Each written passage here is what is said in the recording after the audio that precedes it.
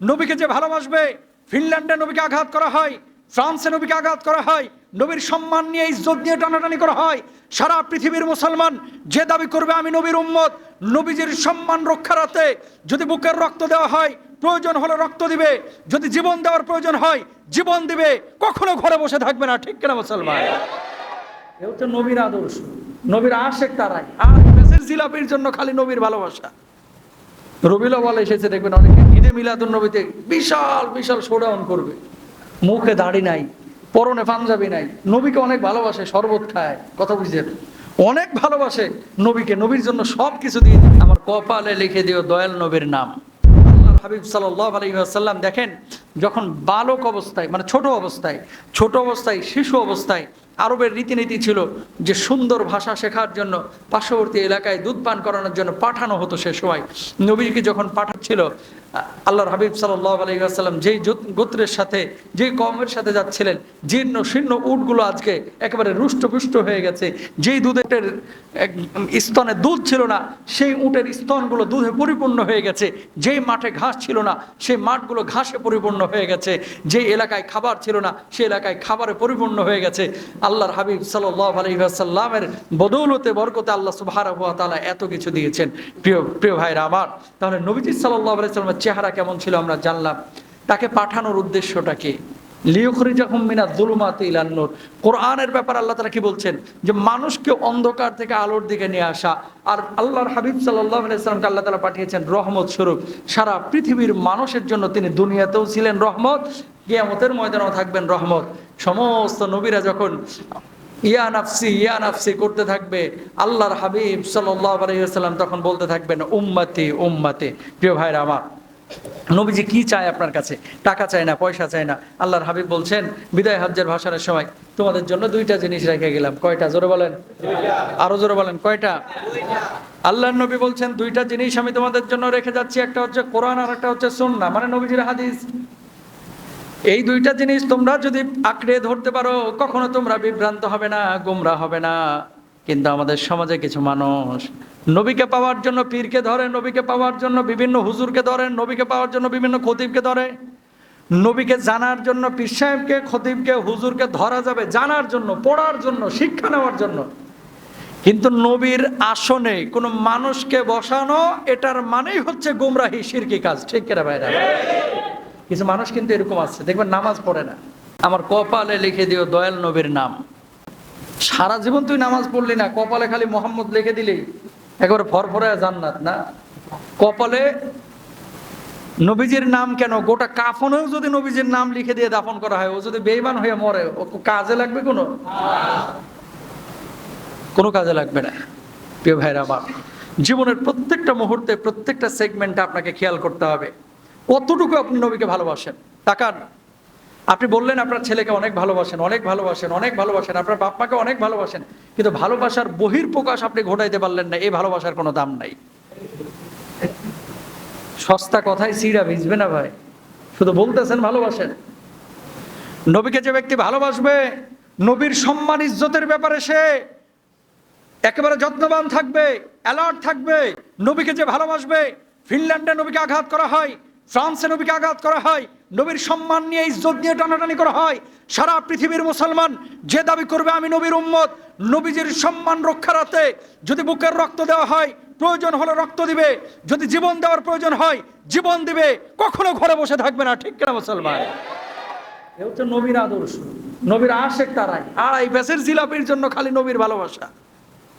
রবিউল আউয়াল এসেছে, দেখবেন অনেকে ঈদে মিলাদুন নবীতে বিশাল বিশাল শোডাউন করবে, মুখে দাড়ি নাই, পরনে পাঞ্জাবি নাই, নবীকে অনেক ভালোবাসে, শরবত খায়, কথা বুঝছেন, অনেক ভালোবাসে নবীকে, নবীর জন্য সব কিছু দিয়ে দিবে।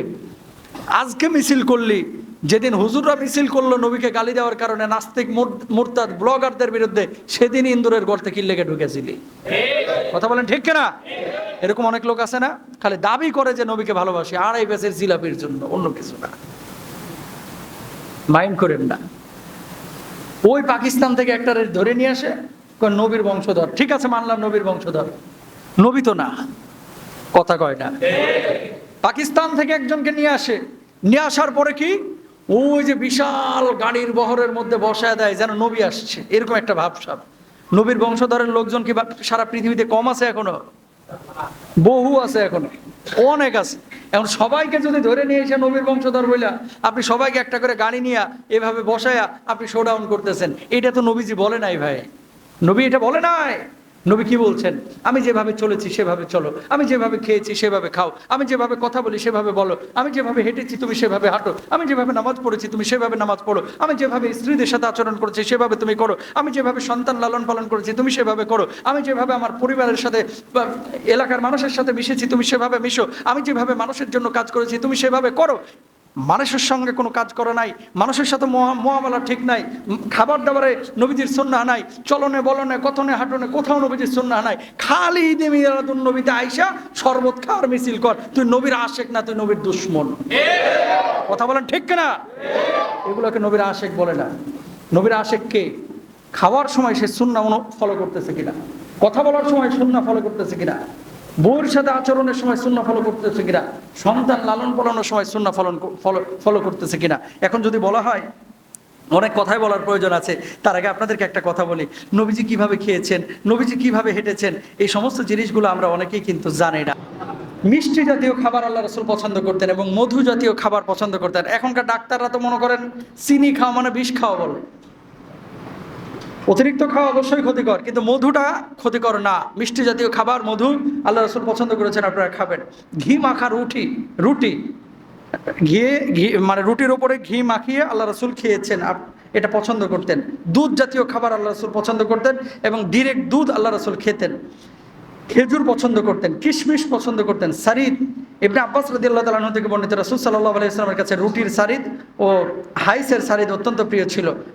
গোশতের ঝোলে রুটি ভিজায় রাখলে, আগে অনেকে খাইতেন গ্রামগঞ্জে, গোশতের ঝোলে গোশত আলু এগুলো এই রুটি চুবায়া কিছুক্ষণ রেখে দিলেন, আধা ঘন্টা 45 মিনিট, এরপরে যে খাবারটা হয় এটাকে বলা হয় সারি। এটা নবীজি পছন্দ করতেন।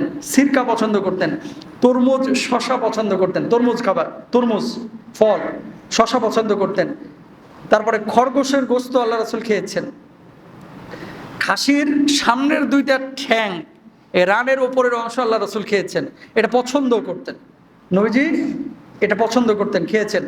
মোরগ একবার না একাধিকবার খেয়েছেন। লাউ খেয়েছেন, জলপাই খেয়েছেন, সামুদ্রিক মাছও খেয়েছেন। এখন আপনি বলবেন যে হুজুর কাচ্চি মাচ্ছি কি খায় নাই? বোঝেন নাই? বিরিয়ানি গেল কই, কাচ্চি গেল কই, হুজুর পোলাও গেল কই, রোস্ট গেল কই, হুটকি ভর্তা গেল কই? শুনেন, এগুলো হচ্ছে আঞ্চলিক খাবার। জলপাই তরমুজ কি আমাদের দেশে পাওয়া যায় না?